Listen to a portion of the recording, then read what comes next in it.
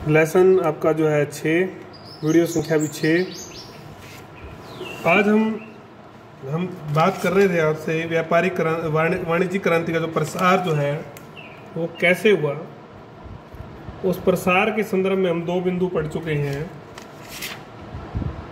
अंतर क्षेत्रीय व्यापार में वृद्धि और समुद्र पारीय व्यापार। आज जो तीसरा बिंदु हम पढ़ने वाले हैं वो है अर्थव्यवस्था में गतिशीलता। अर्थव्यवस्था में गतिशीलता किन किन कारणों से, किन किन तत्वों के कारण से जो है गतिशीलता आई। तो इस संदर्भ में आपको ये तो पता ही है कि कैसे अंतर क्षेत्रीय व्यापार विकसित हुआ था, कैसे जो है समुद्र पारीय व्यापार का प्रसार हुआ, कैसे सोना चांदी जो है अमेरिका से ज़्यादा आया। इन सारे ने यूरोपीय जो अर्थतंत्र था, वित्त तंत्र था, जो धन का जो तंत्र था, उस सारे की दशा और दिशा बदली। उसमें तीव्र गतिशीलता आई और उस सारे से आपको पता है कि क्रांति का रूप जो है वाणिज्यिक विचारधारा ने धारण किया।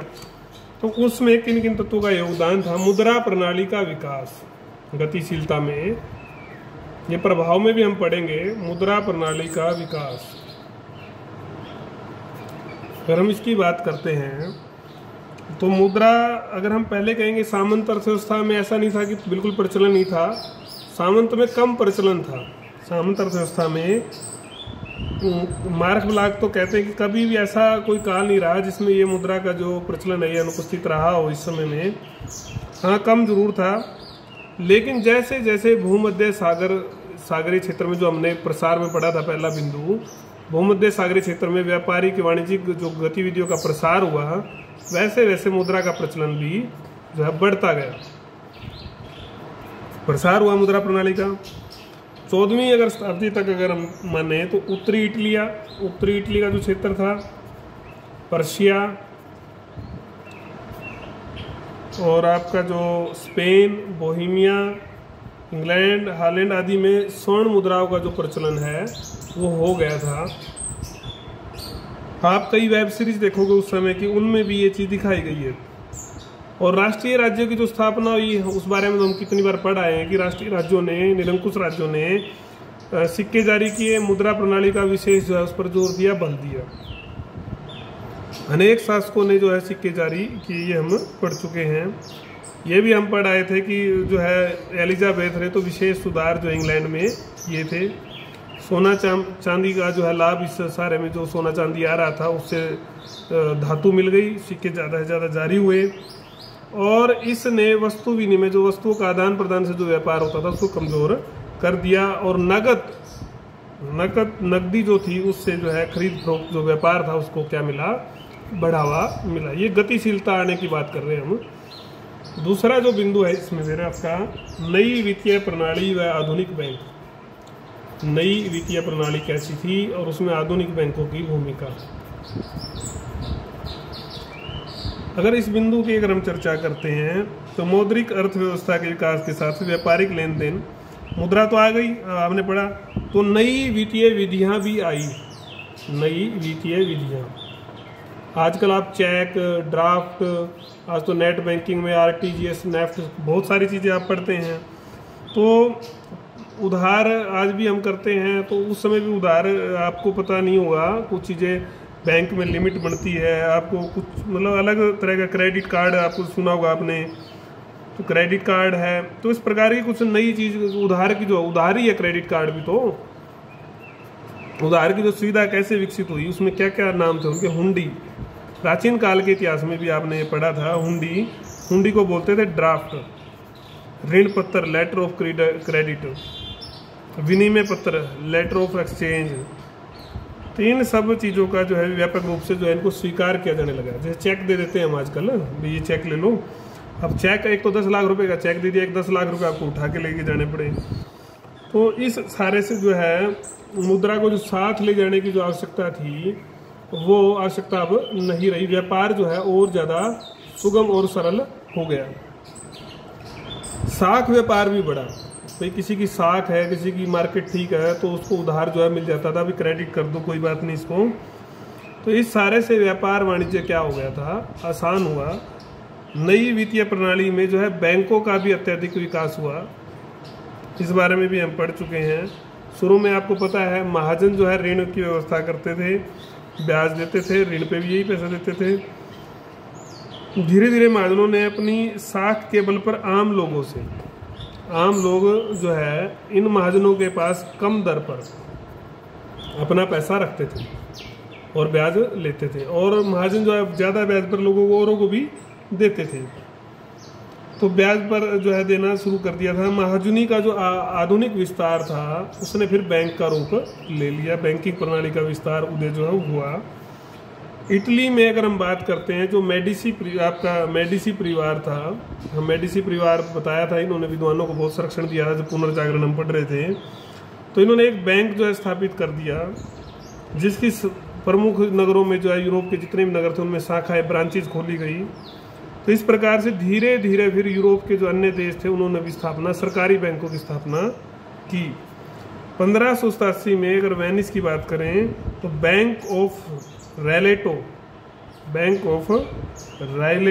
जो है खोला गया था। Bank of Milan, Amsterdam, Hamburg, Nuremberg में बैंक स्थापित किए गए। ये सुरक्षित स्थान थे लोगों के लिए, ये सुरक्षित स्थान थे, लोग यहाँ पर अपना धन जमा करवा सकते थे। और ये बैंक क्या करते थे, फिर कम ब्याज दरों पर जो है धन उधार भी देते थे व्यापारियों को। ये जो कम ब्याज पर जो व्यापारियों को धन मिलता था, व्यापारी इसको जो है व्यापार में, वाणिज्य में लगाते, तो उनको जो है एक पैसा जो लगाने के लिए मिलता, तो उससे व्यापार भी फला फूला बढ़ा। तो इन बैंकों ने जो है स्वयं बड़े पैमाने पर इन गतिविधियों में भाग लेना जो शुरू कर दिया था। ये गतिशीलता की हमने एक और नई बात पढ़ी। तीसरा जो बिंदु है, वितरण में परिवर्तन। वितरण में क्या परिवर्तन आया? पहले इक्का दुक्का बाजार लगते थे, अब बाजारों का विकास बहुत ज़्यादा हो गया था। पहले तो मेला टाइप जैसे लगते थे, लेकिन अब रूटीन में ही बाजार लगने लगे। आज आप देखते हो बड़ी बड़ी मंडियाँ रूटीन में लगती हैं, थोक व्यापार होता है, छोटे दुकानदार वहाँ से सामान लेके जाते हैं। तो इसमें भी परिवर्तन आया, जैसे और चीज़ों में परिवर्तन आ रहा था। पहले व्यापारिक मेले लगते थे, व्यापारिक मेलों का प्रचलन था, साल में 2 बार लग गया, 3 बार लग गया। बाद में जो है आपके साप्ताहिक हाट बाजार मतलब हफ्ते में 1 बार जो है बाजार लगता था। धीरे धीरे मेलों में जो है कमी आई। मेलों में कमी आने के बाद धीरे धीरे व्यापक और स्थायी बाजार बनने लगे, व्यापक और स्थायी बाजार बने। मध्य यूरोप में एंटवर्प में वर्ष में 2 बार लगने वाले मेले का स्थान अब एक ऐसे बाजार ने ले लिया। एंटवर्प में जो मेला वर्ष में 2 बार ही लगता था, अब वहाँ पर लगातार स्थायी जो है बाजार लगने लगा। यही परिवर्तन जो है लंदन में, एम्स्टर्डम में, आपके पेरिस में, सब बड़े नगरों में भी आया। अब ये बाजार स्थायी रूप से मेले जैसा जो है काम करने लगे, स्थायी बाजार बन गए। मोटी बात ये है, इन बड़े बड़े नगर बाजारों में खुले बाजारों से हटकर व्यापार, खुले बाजार की बजाय बड़े बड़े गोदाम जो है खुल गए। बड़े गोदामों में ही जो है व्यापार होने लगा था, वहीं से माल जो है सप्लाई होता था, एक्सपोर्ट इंपोर्ट होता था। माल जब बिकना आता था तो उसकी नीलामी भी होती थी कई जगह पर। सब्जी मंडी में आज भी आप देखोगे तो अपने यहाँ लोकल में भी नीलामी होती है। थोक व्यापार धीरे धीरे बढ़ने लगा, बिचौलिए भी आए, दलाल जो होते हैं, तो बिचौलियों की संख्या भी बढ़ी। ये परिवर्तन की बात है, क्या गतिशीलता आई। अब खुदरा व्यापारी जो थे उन्होंने एक अपना वर्ग, अपना संगठन भी बना लिया था। ये हमने बिंदु पढ़ा। संचार एवं परिवहन के साधनों में सुधार। संचार भी चाहिएगा और परिवहन के साधन भी चाहिए। जब व्यापार बढ़ेगा तो उनमें क्या सुधार इस समय में आया, इसके बारे में हम पढ़ेंगे। अब सूचनाएं भी जाएंगी तो उसके लिए डाक व्यवस्था है, जो भी संचार की व्यवस्था होगी वो जरूरी है। और अगर माल जाएगा तो उसके लिए परिवहन भी जरूरी है। संचार में विशेष परिवर्तन आया, विशेष सुधार हुए बजाय जो है परिवहन के। तो डाक सेवाएं सुधरी। 1500 ईस्वी तक जो है स्पेन, फ्रांस, इंग्लैंड जैसे जो देश थे उन्होंने अपनी सरकारी सेवाएं, डाक सेवाएं जो है शुरू कर दी थी। यूरोप के सभी प्रमुख नगरों में 1600 ईस्वी तक डाक सेवा जो शुरू हो चुकी थी, डाक सेवा से वो जुड़ चुके थे। इसके कारण से जो व्यापार के जो समाचार थे वो आसानी से मिल जाते थे सभी को, दुकानदारों को, व्यापारियों को। परंतु परिवहन सेवा में सीमित ही सुधार हुए थे। वर्षा या बर्फबारी जब भी होती तो सब अस्त व्यस्त जो मार्ग जो था, साधन संचार जो है, परिवहन जो था वो हो जाता था। समुद्री मार्ग से व्यापार के लिए हालांकि कुछ तकनीकी परिवर्तन किए, वो नीदरलैंड और इंग्लैंड ने किए थे। समुद्री व्यापार के लिए उन्होंने क्या बनाए थे, हल्के और मजबूत जहाज बनाने शुरू कर दिए थे। उससे यात्रा जो है, समुद्री यात्रा जो है सुगम हो गई थी। हमने 4 बिंदु पढ़े। अर्थव्यवस्था में गतिशीलता, इस संदर्भ में मुद्रा प्रणाली का विकास, नई वित्तीय प्रणाली व बैंक, वितरण में परिवर्तन, बाजारों का विकास, संचार, परिवहन सुधार। अब इससे आगे का जो बिंदु है वो है संयुक्त पूंजी कंपनियों की स्थापना। ये भी आप पढ़ चुके हैं, संयुक्त पूंजी कंपनियों की स्थापना। अब व्यापार जो है ऐसा नहीं रहा था कि एक आदमी ही जो है इसको कर सके, क्योंकि बड़े बड़े जो जहाज थे, माल का जो है आदान प्रदान जो है, जहाज लेकर जाते लाते, तो उस माल में जो है शुरू में तो व्यापारी जो है थे वो व्यक्तिगत या परिवार के लोग जो है साझेदारी कर लेते थे। तो वो साझेदारी बस एक यात्रा के लिए होती थी। एक यात्रा की, एक जहाज गया आया, उसमें जो खर्चा लगा, जो नुकसान मुनाफा जो भी हुआ, वो सब ने बांट लिया। ठीक है, जहाज वापस आता तो सब जो है बढ़ जाता। लेकिन जैसे जैसे जो है जहाज की कीमत, माल की कीमत, भार सब बढ़ना शुरू हुआ, अंतर्राष्ट्रीय व्यापार जब बढ़ना शुरू हुआ, अंतर्राष्ट्रीय व्यवस्था चली, तो अब जो है इस अस्थायी रूप को, क्योंकि ये तो एक ही यात्रा के लिए होता था, इसको स्थायी रूप देने के लिए संयुक्त पूंजी अनुबंध के स्थान पर संयुक्त पूंजी कंपनियां आई। संयुक्त पूंजी कंपनियों का उदय हुआ। ये कंपनियां क्या करती थी, अपने शेयर निकालती। आज भी शेयर बाजार का आपने नाम सुना होगा। उसमें जो मध्यम वर्ग होता, खासकर ये अपने जो बचत का जो पैसा था वो निवेश करता, कुछ शेयर खरीद लेता। धीरे धीरे ये जो कंपनियां हैं, इन्होंने दैत्याकार या बड़ा जो है रूप ले लिया। उसमें लाखों लोगों के, हजारों लोगों के पैसे जो है ना जुड़ चुके थे। अगर इसमें हम बात करें तो इन कंपनियों में आप पढ़ चुके हो, ब्रिटिश ईस्ट इंडिया कंपनी थी आपकी, डच ईस्ट इंडिया कंपनी थी, फ्रेंच कंपनी थी। इन सब कंपनियों ने व्यापार के क्षेत्र पे जो है अनेक क्षेत्रों में जो है एकाधिकार स्थापित किया और वाणिज्य को बढ़ाने में, गतिशीलता देने में इनकी भूमिका रही। अब हम आखिरी जो बिंदु है इसका पढ़ते हैं, वो है कृषि और उद्योग का रूपांतरण। जो क्योंकि हम पढ़ते हैं कि भू राजस्व या कृषि जो है सबसे जो है महत्वपूर्ण तत्व था।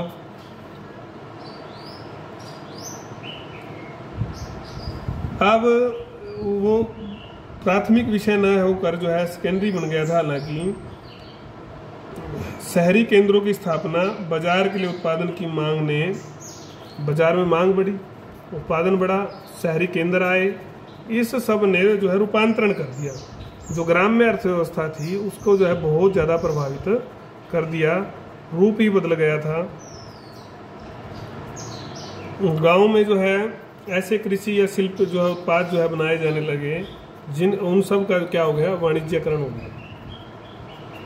दस्तकार भी अब जो है अपने घर में काम करने के बजाय एक स्थान पर, एक फैक्ट्री में आकर जो है काम करने लगे। व्यापारी प्रोत्साहित करते थे उनको ज़्यादा उत्पादन के लिए। इन के जो कारखाने, विनिर्माण फैक्ट्रियां जो भी थे, उनमें काम होता, उनकी देखरेख में, व्यापारियों की देखरेख में। उत्पादन करता है, उत्पादन पर व्यापारी वर्ग का इस तरह से नियंत्रण जो है बढ़ता जा रहा था।